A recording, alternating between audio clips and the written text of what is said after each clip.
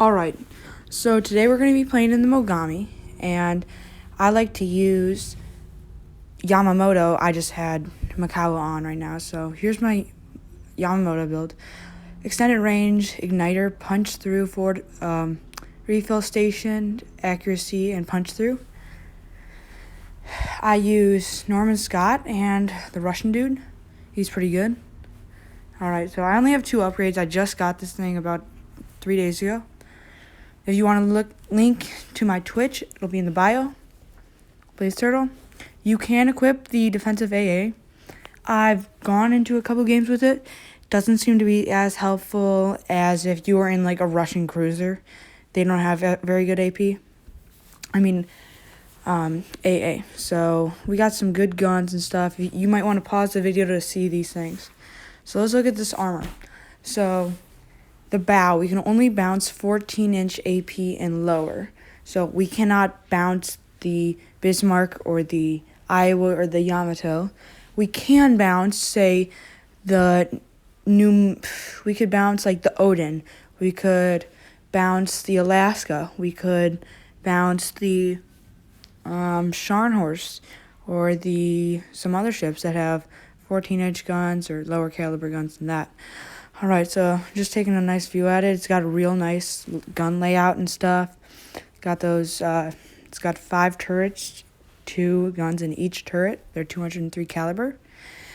Okay, so we get into Two Brothers. So here on Two Brothers, usually I like to stick near the islands with it. And these things, they really, really excel when you have a good enough turret. Not a turret, but a rudder where you're able to turn very quickly, and you're kiting, which means that you're kind of running away from them, and they chase you. They need to chase you. If they don't chase you, it doesn't work. So, let's also go into some of the ship's history. So, the Mogami, it was built in 1938 because of the British cruisers, the Edinburgh class. The Edinburgh class had 155 millimeter guns or 5-inch guns. These guns were very good. They in the game they only have armor piercing, but these ships were very good and they had state-of-the-art radar and sonar. So the Japanese built this to counter them, and it was supposed to be superior. It was pretty good, but not as good as their cruisers. So right here, I switched to my armor piercing because we've got a broadside Baltimore. We want to get those citadels, get the most damage we can. They've got very, very good high explosive. But if you load that armor piercing, you can be absolutely destructive when shooting at broadside cruisers. And if you're close enough, load that armor piercing and shoot broadside battleships. You want to aim, though, higher than the waterline, about on the top half of that armor belt. So still, the armor piercing, I've done crazy things with it, but we all know that Japanese high explosive is very, very, very, very good, if not the best in the game. And so here we go. We are firing at the Vanguard, and so when firing at the Vanguard, just trying to get land those fires, get those fires. And if he comes close enough and goes broadside, we're obviously going to shoot that armor piercing, because he doesn't have that good of armor. So, let's keep on going.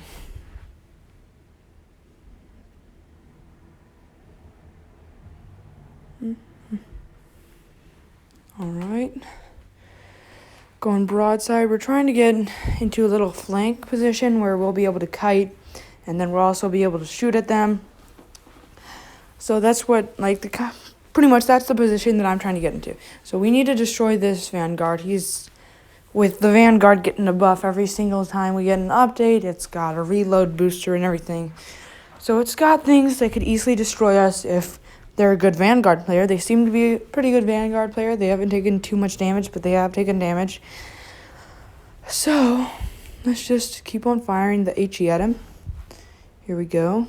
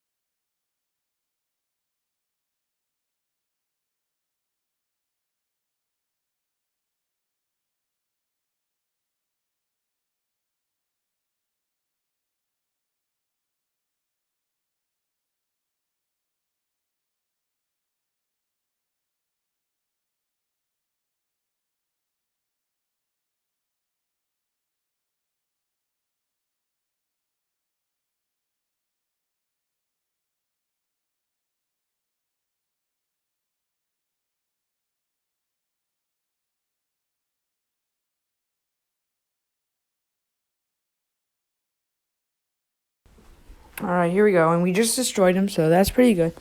We're getting to a position where we can shoot at their big battleships, mainly the legendary battleships. I'm pretty sure they've got a Grosser Kerr first and a Yamato. So let's go see if we can get a nice golden showers and land them right in their superstructures.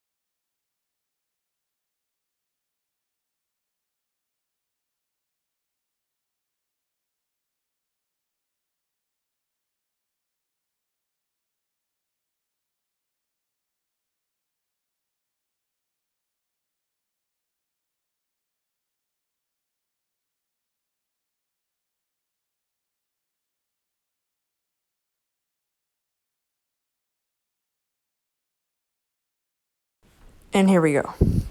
So we see the Yamato, and he's coming towards us.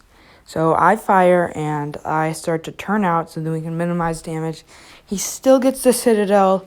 We weren't able to turn out quick enough, and he just had a good shot. So he takes half our health. And here's where I go into, I pop a heal, and so I start kiting, where I'm facing away from him. And with these torpedoes I'm about to fire, the torpedoes are very, very good. They do a lot of damage. There's 16 of them, 8 off of each side. But they've got terrible, terrible angles at which you can fire them. So when you're like kiting away, like we've been talking about, that's pretty much the only good time that you can fire them. And if you don't, that's like the only time you should fire them either, because if you fire them in a normal match, you're going to give too much broadside and you're going to die. So we take another Citadel, and right now we're at 426 health. So this is not good. So I keep on firing at this guy. He's above half health. It's 50,000 hit points to about less than 500 hit points. I'm about to get my heal back. I set a fire on him. The torps are about to hit him.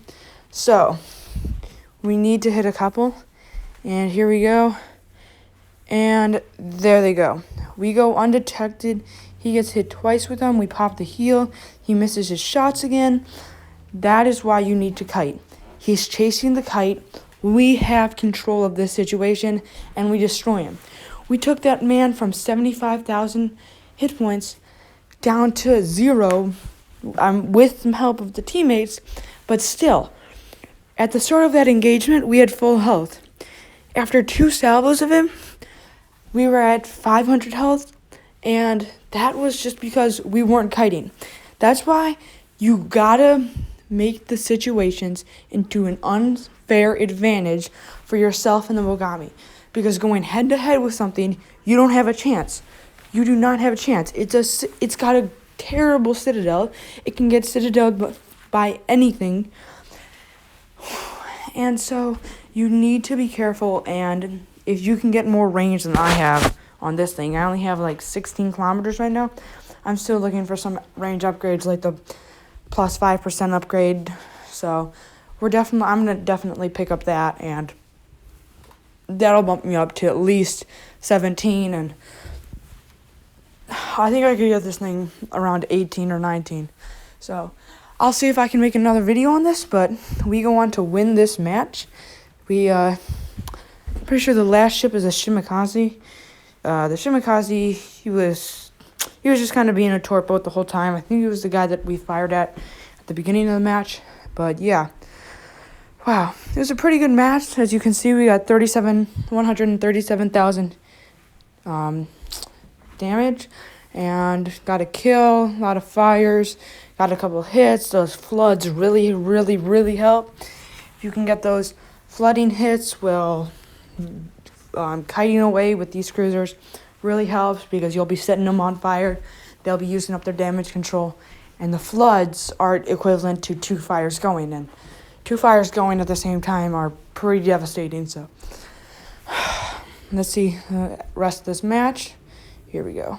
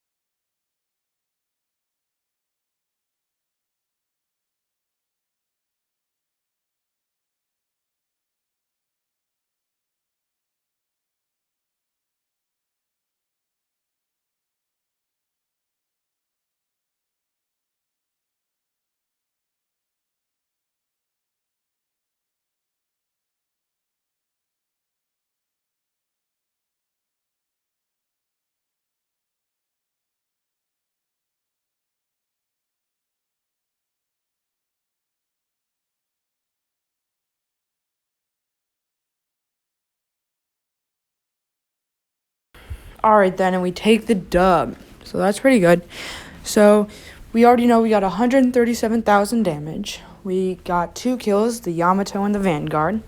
A lot of fires. Got those 2 torpedo hits on them and 2 floods. So now we got second on the team, earned 50,000 silver. And so yeah, it was a pretty good match. Link in bio for my Twitch. See you guys.